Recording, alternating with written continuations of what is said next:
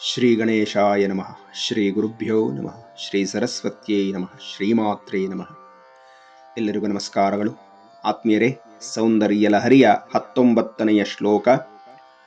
ಮುಖಂ ಬಿಂದುಂ ಕೃತ್ವಾ ಕುಚಯುಗಮದಃ ತಸ್ಯ ದದಧೋ ಹರಾರ್ಧಂ ಧ್ಯಾಯೋದ್ಯೋ ಹರಮಹಿಷೀತೆ ಮನ್ಮಥ ಕಲಾಂ ಸಸದ್ಯಃ ಸಂಕ್ಷೋಭಂ ನಯತಿ ವನಿತಾ ಇತ್ಯತಿ ಲಘು ತ್ರಿಲೋಕೀಮಪ್ಯಾಶು ಭ್ರಮಯತಿ ರವೀಂದುಸ್ತನಯುಗಾಂ.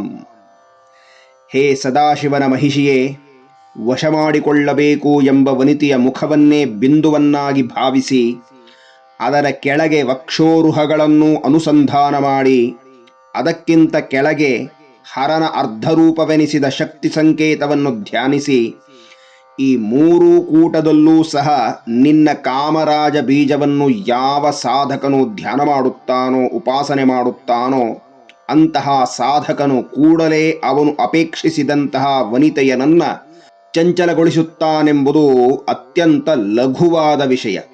ಅಂತಹ ಸಾಧಕನಿಗೆ ಎಂತಹ ಸಿದ್ಧಿಯಾಗತ್ತೆ ಅಂದರೆ, ಸೂರ್ಯಚಂದ್ರರನ್ನೇ ಸ್ತನಯುಗ್ಮವಾಗಿಸಿಕೊಂಡಿರುವಂತಹ ದೇವಿಯ ಸಹಿತ 3 ಲೋಕಗಳನ್ನು ಶೀಘ್ರವಾಗಿ ಮೋಹಗೊಳಿಸುತ್ತಾರೆ ಅಂತ ಹೇಳಿ ಈ ಶ್ಲೋಕದಲ್ಲಿ ಶ್ರೀ ಶ್ರೀ ಶಂಕರ ಭಗವತ್ಪಾದರು ಹೇಳಿದ್ದಾರೆ. ಆತ್ಮೀಯರೇ, ಇದು ಸಂಪೂರ್ಣವಾಗಿ ತಂತ್ರಶಾಸ್ತ್ರದ ಹಿನ್ನೆಲೆಯಲ್ಲಿ ಹೇಳಿರುವಂತಹ ಶ್ಲೋಕ ಮತ್ತು ಈ ಶ್ಲೋಕವು ರಹಸ್ಯವಾದ ಬೀಜಾಕ್ಷರಗಳಿಂದ ಕೂಡಿದ್ದು ಮೇಲ್ನೋಟಕ್ಕೆ ಒಂದು ಅರ್ಥ ಕಂಡರೆ ಆಂತರ್ಯದಲ್ಲಿ ಸಾಧನಾಪರವಾದ ರಹಸ್ಯಾತಿ ರಹಸ್ಯ ವಿಚಾರಗಳಿಂದ ಕೂಡಿರುವಂಥದ್ದು ಈ ಶ್ಲೋಕ. ಹಾಗಾಗಿ ಇದನ್ನು ಹೆಚ್ಚು ವಿಸ್ತಾರ ಮಾಡದೆ ಕ್ಲುಪ್ತವಾಗಿ ಹೇಳುವಂಥ ಪ್ರಯತ್ನ. ನೋಡಿ, ಈ ಶ್ಲೋಕ ಆರಂಭವಾಗಿದ್ದು ಮುಖಂ ಬಿಂದುಂ ಕೃತ್ವಾ ಕುಚಯುಗಮದಃ ತಸ್ಯ ದದಧೋ ಅಂತ. ಶ್ರೀಚಕ್ರದ ಮಧ್ಯದಲ್ಲಿರುವಂತಹ ಪರಿಪೂರ್ಣವಾದ ಬಿಂದುಮಂಡಲ, ಆ ಬಿಂದುಮಂಡಲದ ಚಕ್ರದಲ್ಲಿ ಬಯಸಿದಂತಹ ಸ್ತ್ರೀಯ ಮುಖಕಮಲವನ್ನು ಧ್ಯಾನಿಸಬೇಕು. ಅದಾದ ಮೇಲೆ ಆ ಬಯಸಿದಾಕೆಯ ವಕ್ಷಸ್ಥಲವನ್ನು ಆ ಬಿಂದುಮಂಡಲದ ನಂತರದಲ್ಲಿರುವ ತ್ರಿಕೋಣದಲ್ಲಿ ಭಾವಿಸಬೇಕು. ಮತ್ತೆ ಮುಂದಿನ ಸಾಲಿನಲ್ಲಿ ಹರಾರ್ಧಂ ಧ್ಯಾಯೋದ್ಯೋ ಹರಮಹಿಷಿತೆ ಮನ್ಮಥ ಕಲಾಂ ಅಂದಿದ್ದಾರಲ್ಲ, ಆ ವಕ್ಷಸ್ಥಳದಿಂದ ಕೆಳಗೆ ಆಕೆಯ ಶಕ್ತಿ ಸಂಕೇತವನ್ನು ಧ್ಯಾನಿಸಬೇಕು. ಹಾಗಾಗಿ ಮುಖ, ವಕ್ಷಸ್ಥಲ ಹಾಗೂ ಕಟ್ಯಧೋ ಪ್ರದೇಶ ಈ 3 ಕಡೆಗಳಲ್ಲಿ ಬಯಸಿದ ಸ್ತ್ರೀಯನ್ನ ಧ್ಯಾನಿಸಬೇಕು ಅಂತ. ಹಾಗೆ ಧ್ಯಾನಿಸುವುದರಿಂದ ಏನಾಗತ್ತೆ ಅಂದರೆ, ಸಸದ್ಯ ಸಂಕ್ಷೋಭಂ ನಯತಿ ವನಿತಾ ಇತ್ಯತಿ ಲಘು, ಬಯಸಿದ ಸ್ತ್ರೀಯನ್ನ ಚಂಚಲಗೊಳಿಸುತ್ತಾನೆ, ಕ್ಷೋಭೆಗೊಳಗಾಗುವಂತೆ ಮಾಡುತ್ತಾನೆ. ಇದು ತೀರ ಕಳಪೆಯ ಸಂಗತಿ. ಆ ವನಿತೆಯರನ್ನ ವಶ ಮಾಡಿಕೊಳ್ಳುವುದು ಕ್ಷುಲ್ಲಕವೆಂದು ತಿಳಿದು ಆ ಸಾಧಕ ಹೀಗೆ ನಿರಂತರವಾಗಿ ಶ್ರೀಚಕ್ರಪುರ ನಿವಾಸಿನಿಯಾದ ವಿಶ್ವರೂಪ ಸ್ವರೂಪಳಾದ ಜಗಜ್ಜನನಿಯನ್ನ ನಿರಂತರವಾಗಿ ಉಪಾಸನೆ ಮಾಡುತ್ತಾ ಮುಂದೆ ಸಾಗಿದರೆ ಆ ಸಾಧನೆಯ ಫಲ ಏನು ಅಂತಂದ್ರೆ, ತ್ರಿಲೋಕೀಮಪ್ಯಾಶು ಭ್ರಮಯತಿ ರವೀಂದುಸ್ತನಯುಗಾಂ. ಆ ಸಾಧಕ ಕೇವಲ ತನಗೆ ಬೇಕಾದವರನ್ನ ವಶ ಮಾಡಿಕೊಳ್ಳಬೇಕು ಅಂತ ಈ ಲೌಕಿಕವಾದ ಕಾಮನೆಯಿಂದ ಸಾಧನೆಯನ್ನ ಆರಂಭ ಮಾಡಿದ್ದ.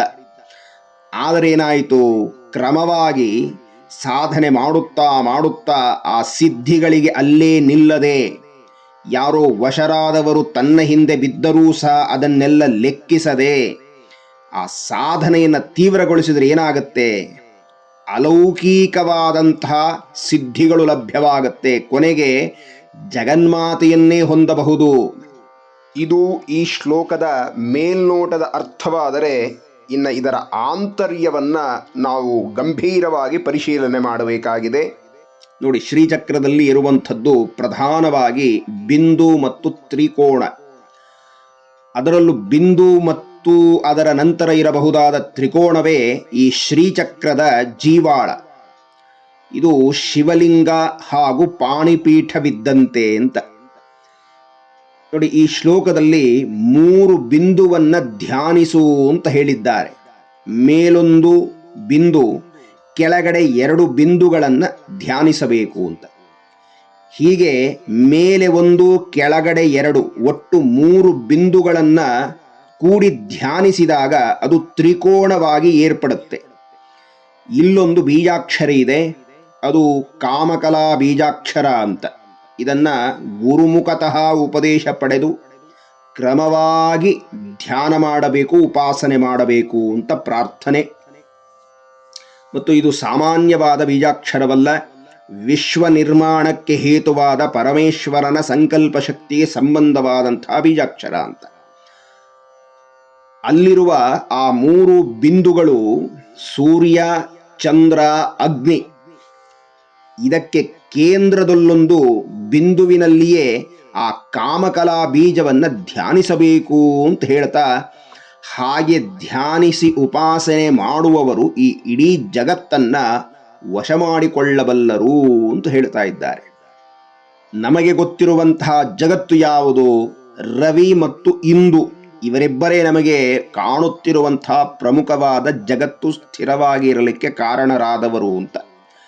ನೋಡಿ, ಈ ರವಿ ಮತ್ತೆ ಇಂದು ಅಂದರೆ ಚಂದ್ರ ನಮಗೆ ಹೇಗೆ ಸಹಾಯ ಮಾಡ್ತಾ ಇದ್ದಾರೆ, ನಮ್ಮ ಬದುಕು ನಿಲ್ಲಲಿಕ್ಕೆ ಇವರು ಎಷ್ಟು ಆಧಾರಭೂತರಾಗಿದ್ದಾರೆ ಅನ್ನೋದನ್ನು ಒಮ್ಮೆ ಗಮನಿಸಿ. ಅನ್ನದಾತರಾಗಿದ್ದಾರೆ, ಪ್ರಾಣವನ್ನು ಕೊಟ್ಟಿದ್ದಾರೆ. ಹಾಗೆ ಚಂದ್ರನಿಂದ ಆಹ್ಲಾದತೆ, ರಸಶಕ್ತಿ, ಸಸ್ಯಗಳಲ್ಲಿ, ಶಾಖಗಳಲ್ಲಿ, ಧಾನ್ಯಗಳಲ್ಲಿ, ಫಲಗಳಲ್ಲಿ, ಔಷಧಿ ತತ್ವಗಳಲ್ಲಿ ಈ ಸೂರ್ಯ ಚಂದ್ರರು ತಮ್ಮ ರಸಶಕ್ತಿಯನ್ನು ಪ್ರವಹಿಸಿ ಜಗತ್ತನ್ನೆಲ್ಲ ಬೆಳಗುತ್ತಿದ್ದಾರೆ, ಬದುಕುವಂತೆ ಮಾಡ್ತಾ ಇದ್ದಾರೆ. ಹೀಗಾಗಿ ಈ ಸೂರ್ಯ ಚಂದ್ರರನ್ನೇ ಸ್ತನಗಳಾಗಿರಬಹುದಾದ ಆ ವಿಶ್ವಸ್ವರೂಪಳಾದ ಅಮ್ಮನನ್ನು ಹೊಂದಬಹುದು ಅಂತ ಹೇಳುವ ಮೂಲಕ ಮತ್ತೆ ಇಲ್ಲಿ ದೇವತೆಗಳ ಅವಯವ ವರ್ಣನೆ ಮಾಡ್ತಾ ಇದ್ದಾರೆ ಅಂತ ಯಾರೂ ಶುಷ್ಕವಾಗಿ ಭಾವಿಸಬಾರದು ಅಂತ ಪ್ರಾರ್ಥನೆ. ಸರ್ವವು ಅಮ್ಮನೇ ಆಗಿರುವಾಗ ವಿಶ್ವಸ್ವರೂಪಳಾದ ಅಮ್ಮನ ಶರೀರವೇ ಈ ವಿಶ್ವವೆಲ್ಲ. ಈ ವಿಶ್ವದಲ್ಲಿರುವ ನಾವು ಆ ವಿಶ್ವೇಶ್ವರಿಯ ಸ್ತನಗಳಾದ ಸೂರ್ಯ ಚಂದ್ರರಿಂದ ಅನ್ನಾದಿಗಳನ್ನು ಹೊಂದಿ ಬದುಕ್ತಾ ಇದ್ದೇವೆ ಅಂತ ತಿಳಿಯಬೇಕು. ಹಾಗಾಗಿ ಸಮಸ್ತ ದೇವತೆಗಳು ಅಮ್ಮನ ವಿವಿಧ ಅಂಗಗಳಾಗಿದ್ದಾರೆ ಎನ್ನುವುದನ್ನೂ ತಿಳಿಯಬೇಕು. ಈ ಭಾವವನ್ನು ಮತ್ತೆ ಮತ್ತೆ ತಾವು ದೃಢ ಮಾಡಿಕೊಳ್ಳಬೇಕು ಅಂತ. ಮತ್ತು ಸ್ತ್ರೀಯರನ್ನ ವಶ ಮಾಡಿಕೊಳ್ಳುವ ಸಾಧನೆ ಶ್ರೀವಿದ್ಯೆ ಅಂತ ಹೇಳಿ ತುಂಬ ಅಳ್ಳಕವಾಗಿ ಲಘುವಾಗಿ ಭಾವಿಸಬಾರದು ಅಂತ ಪ್ರಾರ್ಥನೆ. ಈ ಶ್ರೀವಿದ್ಯೆಯು ಬ್ರಹ್ಮವಿದ್ಯೆಯಾಗಿದೆ. ಹಿಂದೆ ಸಾಕಷ್ಟು ಸಲ ಹೇಳಿದ್ದೇವೆ. ಆತ್ಮವಿದ್ಯಾ ಮಹಾವಿದ್ಯಾ ಶ್ರೀವಿದ್ಯಾ ಕಾಮಸೇವಿತ ಅನ್ನುವಂಥ ವಶಿನ್ಯಾದಿ ವಾಗ್ದೇವತೆಗಳ ಆ ವಾಕ್ಯವನ್ನ ಮತ್ತೆ ಮತ್ತೆ ಸ್ಮರಣೆ ಮಾಡಬೇಕು. ನೋಡಿ, ಈ ಶ್ಲೋಕಕ್ಕೆ ಪೂರಕವಾಗಿ ತಂತ್ರಶಾಸ್ತ್ರಕಾರರು ಹೀಗೆ ಹೇಳಿದ್ದಾರೆ.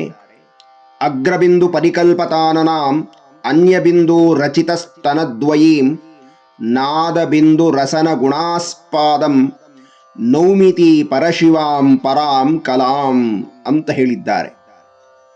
ಇಲ್ಲಿ ಹೇಳುವಂತೆ 3 ಬಿಂದುವಿನಲ್ಲಿ ಮೊದಲ ಬಿಂದುವಿನಲ್ಲಿ ಆ ಜಗಜ್ಜನನಿಯ ಮುಖಕಮಲವನ್ನು ಧ್ಯಾನಿಸಬೇಕು.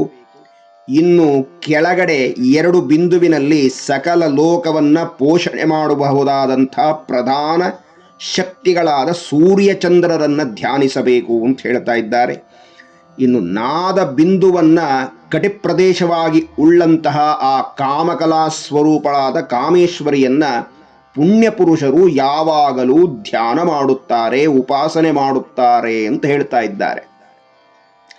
ಇದೇ ವಿಚಾರವನ್ನ ಮಾತೃಕಾ ವಿವೇಕದಲ್ಲಿ ಹೇಳ್ತಾ, ಮಿಹಿರ ಬಿಂದು ಮುಖೀಂ ತದದೋಲ್ಲಸ ಶಶಿಯುತಾಸನ ಬಿಂದು ಯುಗಸ್ತನೀಂ ಮಹಾಪರಾರ್ಧ ಕಳಾ ರಸನಾಸ್ಪಾದಂ ಭಜತಾಂ ಸತ್ಯಮಿಮಾಂ ಪರದೇವತಾಂ ಅಂತ ಅಲ್ಲಿ ಹೇಳಿದ್ದಾರೆ.